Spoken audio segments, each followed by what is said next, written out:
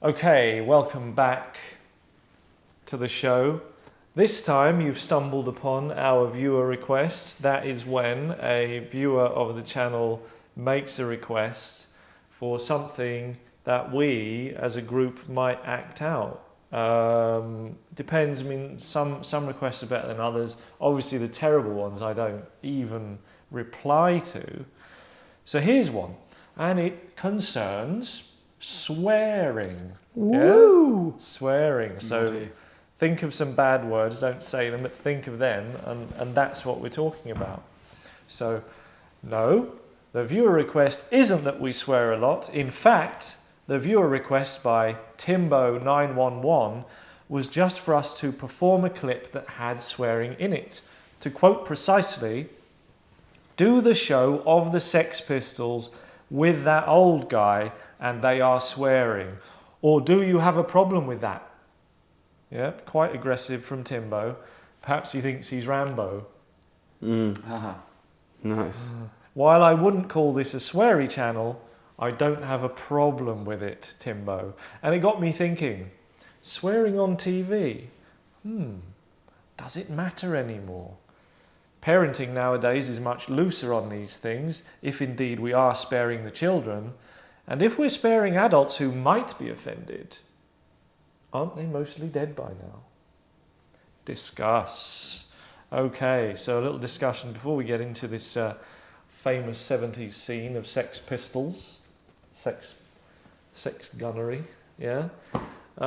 Swearing on television. Now, one of the things that always interests me about swearing, particularly when it happens before the watershed, even after sometimes though, if it's not sort of in an appropriate place, is the way that broadcasters, there's always live things obviously, is the way that broadcasters kind of, oh God, and then they like apologise for it like straight away, even if it's very, very kind of mild swear words. So it's like, you know, they'll say, oh, you know, bollocks.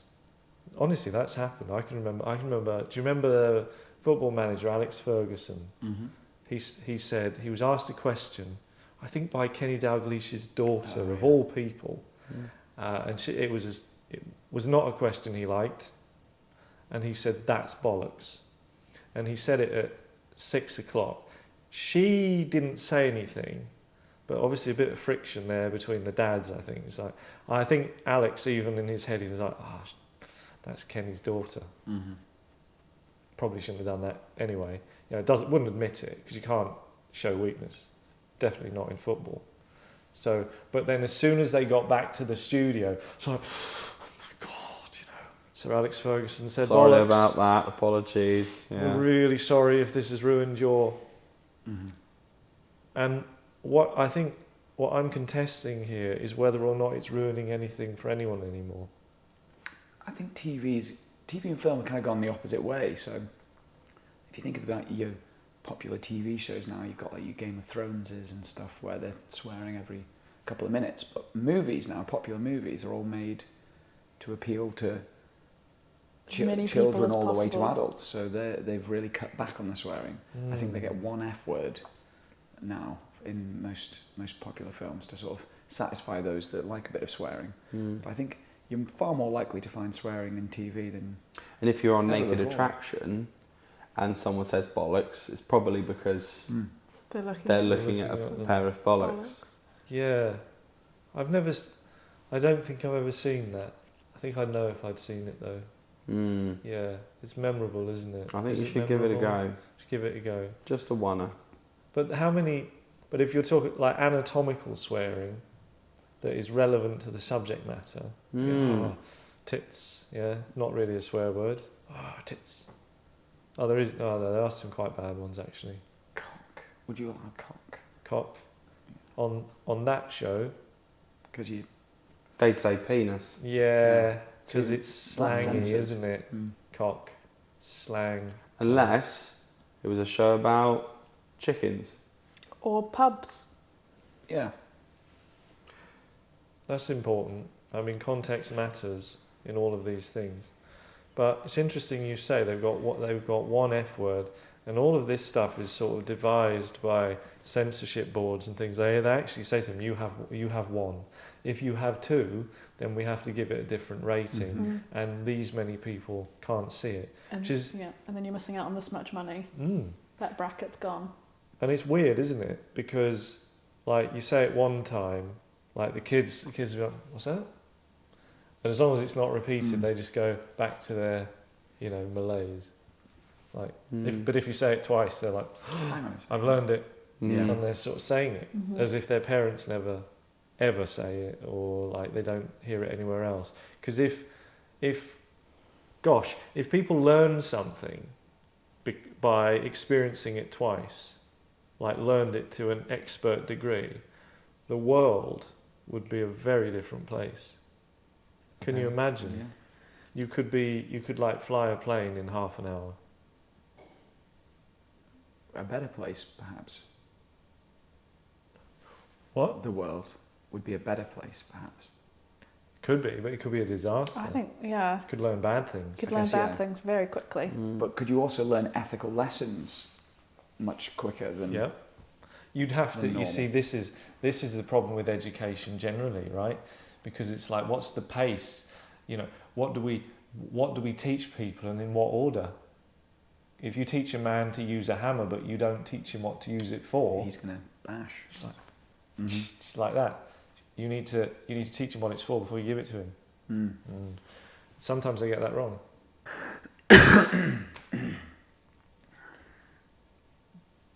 But I think we're going off on a tangent a little bit. So, swearing, like we say, it's more commonplace. It's something that's happening. I think you see it in the home more. I mean, I don't know that for sure, but that's what they say. Children, I mean, I used to swear like a sailor as a child, so it's really kind of difficult for me to... I was worse as a child. I probably swore more between the ages of 9 and 15 than I've sworn since then. Really? Yeah. And there have been more years, like I'm older than 19. Yeah? So it's been more years where I didn't. Now, let's set the scene.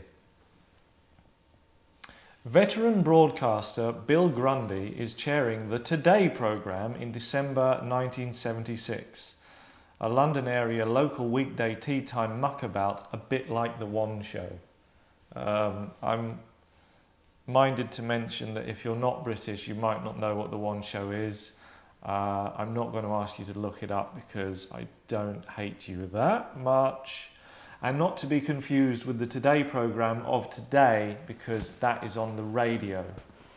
On this particular show, there is much kerfuffle as expected guests, the rock band Queen, have cancelled at the last minute because Freddie Mercury requires essential dental work. In desperation, someone in the production office learns they can book a new, young, punk rocker band called the Sex Pistols. They are, at this stage, somewhat notorious for uncouth behaviour. But surely Bill, with all his broadcasting experience, will be able to handle them. Remember, in 1976, if someone swore on TV, it was only marginally better than a nuclear holocaust. Right. Now, we have more roles than we have people. We've got Bill Grundy, we've got Glenn Matlock, we've got Johnny Rotten, Steve Jones, and Siouxsie Sioux. That's 5. So someone will have to be 2, and whomever is Bill cannot be 2, because we can't have a situation where somebody talks to themselves. No. Now, I don't think at any point do the other 4 characters talk directly to one another. They always talk via Bill. So you can be 2 and it's fine. So who wants to take on veteran broadcaster Bill Grundy? I'm happy to give Bill a go. Bill Grundy. Keen for that. Right. I would say somebody could be Glenn and Steve, because they they kind of blur into one a little bit. Like one stops talking, then the other one starts talking. So you could almost pretend here that they're just one person, as opposed to two. I'll take Glenn and Steve then. Glenn and Steve, right? So that leaves Siouxie Sioux and Johnny Rotten. What do you think? Happy with either. Whatever you feel comfortable with, you can do, and I'll take the other one. Well, you are the woman, so Siouxie Sioux makes more sense. Lovely. Whatever they say. So, Bill Grundy, Sex Pistols interview. Now, I mean, we're sat down, but in the actual show, some of them were sat down, and there were a lot of people stood about who didn't say anything, which just kind of looked very punk, which is accurate. Are we in like a radio sort of studio?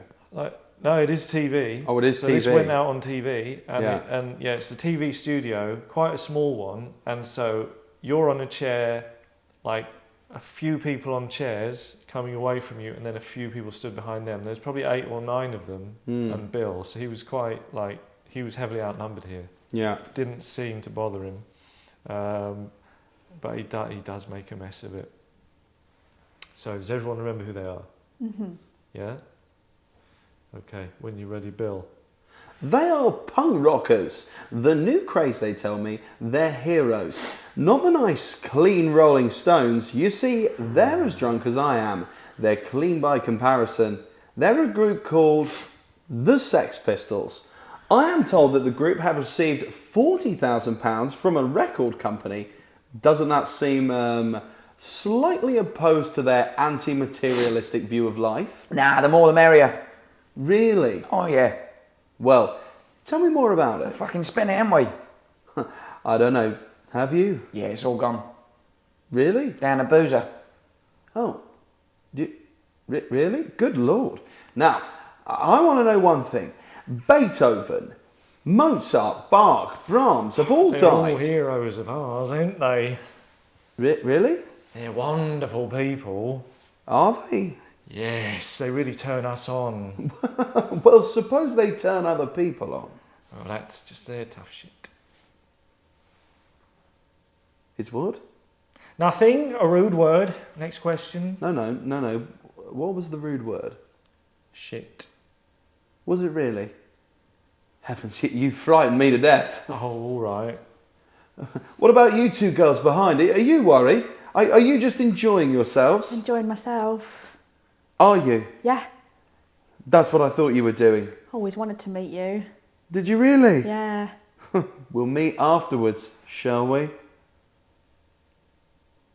You dirty sod, you dirty old man. We'll keep going, Chief. Go on, keep going. You've got another 5 seconds. Say something outrageous. You dirty bastard. Go on, again. You dirty fucker. What a clever What boy. a fucking rotter. Well, that's it for tonight. The other rocker, and I'm saying nothing else about him. We'll be back tomorrow. I'll be seeing you soon. I hope I'm not seeing you again. From me, though, good night. Yeah, right, okay. So the pacing was there. Yeah. What was interesting about that, I think you definitely kind of nailed this kind of radio personality for the sort of situation. What was particularly interesting about it, though, a lot of people said, and I don't think I'd be out of order, because Michael Parkinson knew Bill Grundy, and he made the comment that he was a good broadcaster, but it was really difficult to keep him sober. And he actually says at the start of this that he is drunk. Now, this is tea time weekday, you know, in the 70s. You could joke about that then, though.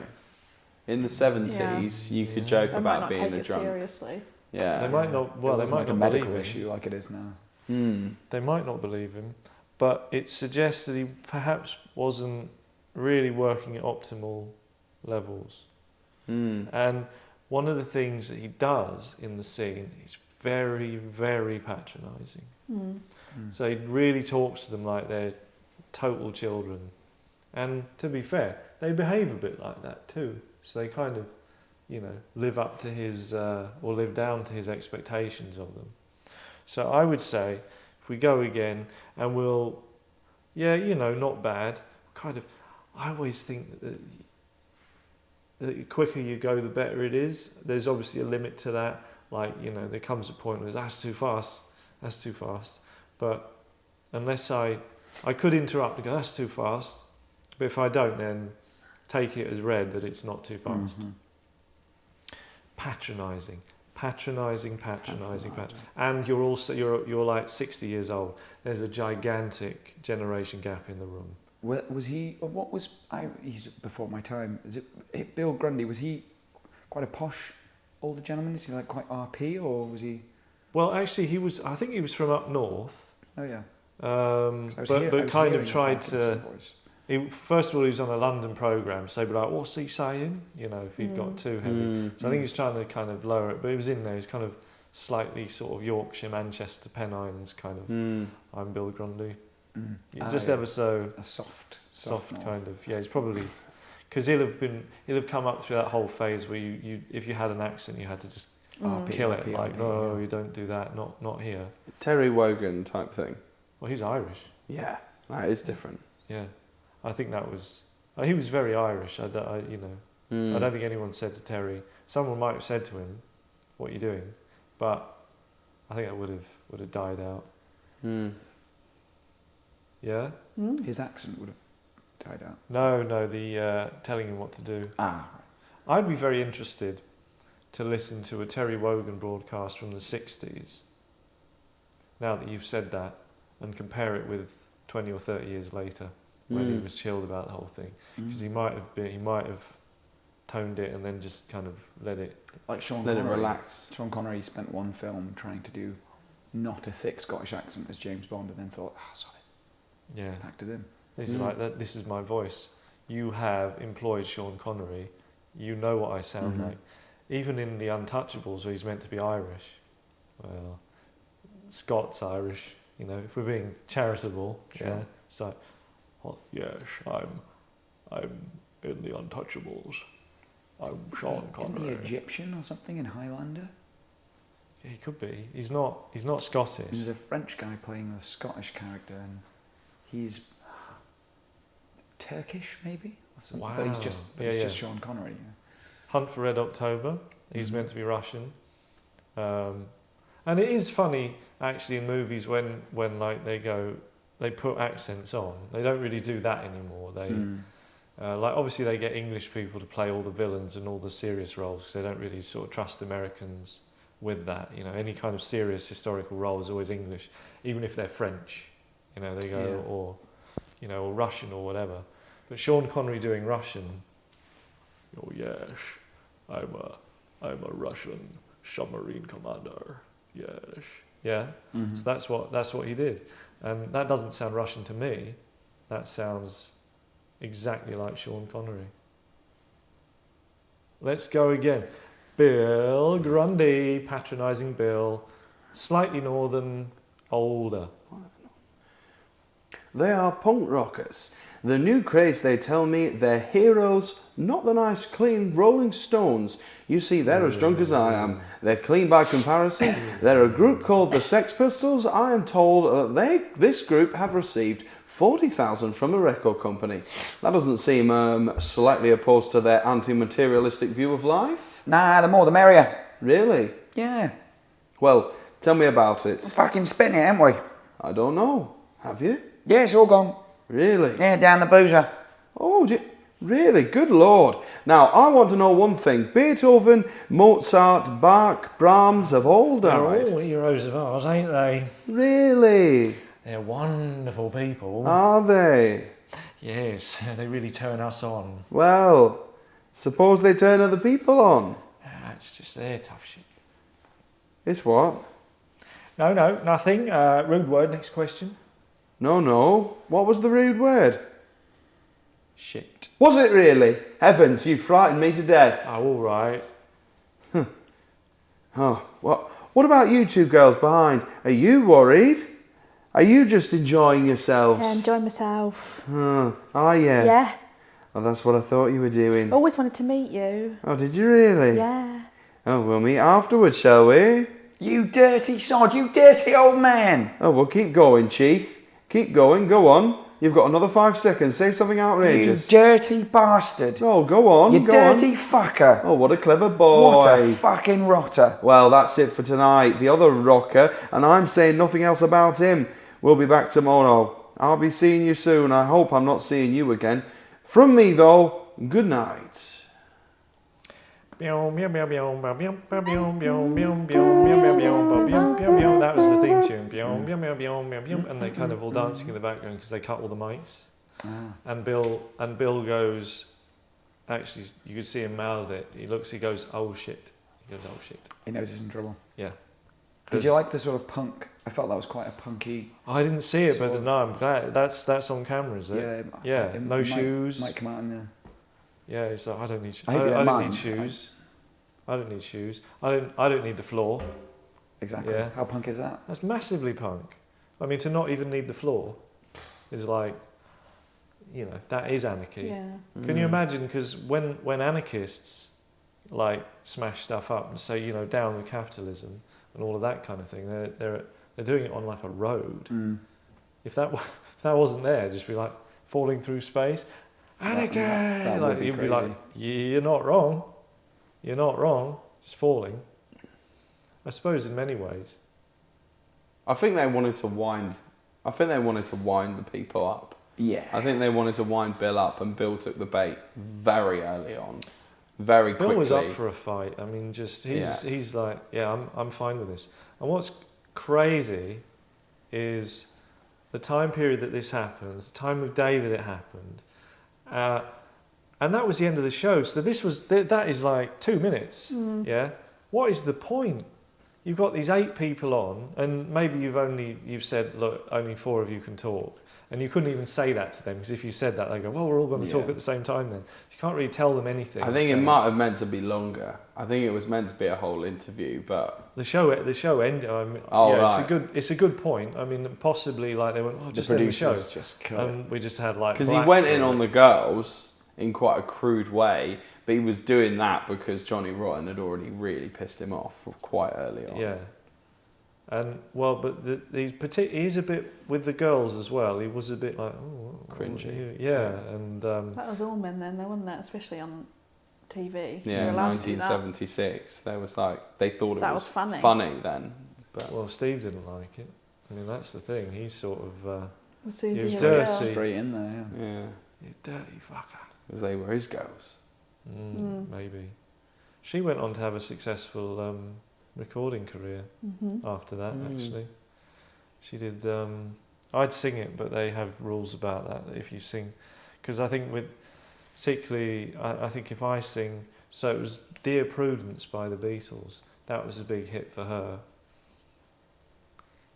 She covered it. She covered it, yeah. She wasn't in the Beatles. She's too young. It's not very punk, is it? A Beatles song. Did you punk it up? Well, kind of no, because by the time she did that, a few years had passed, and like the heaviest bit of punk was sort of over.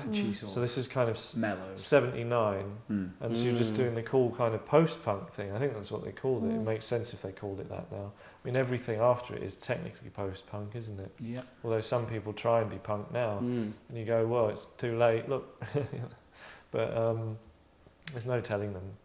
There's no telling them. So that's swearing. That is what happens when you let people swear in the 70s. All goes wrong. Bill, well, his career suffered following that because you're meant to keep control of your guests, and if you can't keep control of your guests, it's your fault. He did, let's be honest, he did somewhat goad them there.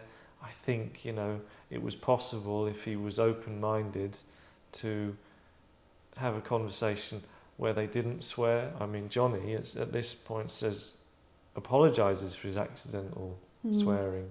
Well, he doesn't apologise, but he just Backtracks He does it a mumble little. a it, rude though. word. Says a rude Yeah. word like he didn't mean Yeah. to use it. And when he did use it the first time without having to repeat it, he did it quietly. So he was like, "Oh, I wasn't meant to do that. I'm trying not to do that. I just can't help myself." I'm so punk and it's so self-control. You got to let it out. But that's swearing. I think we're going to see more of it So hang on to your hats if you're a hat wearer who doesn't like swearing. If you're a hat wearer who is indifferent, I don't think anyone likes it, but if you're a hat wearer that's indifferent to swearing, think unless it's windy as well, you'll be fine. We'll see you again. Timbo! I'm imagining he's Australian. I'm probably being unfair because they put bo or they put o at the end of everything. See you this hello, Timbo. You might not be. But no, I don't have a problem with that, Timothy. I don't, Timbo911. And I've proven it there because I swore a couple of times myself. We'll see you next time. Thanks. Shit.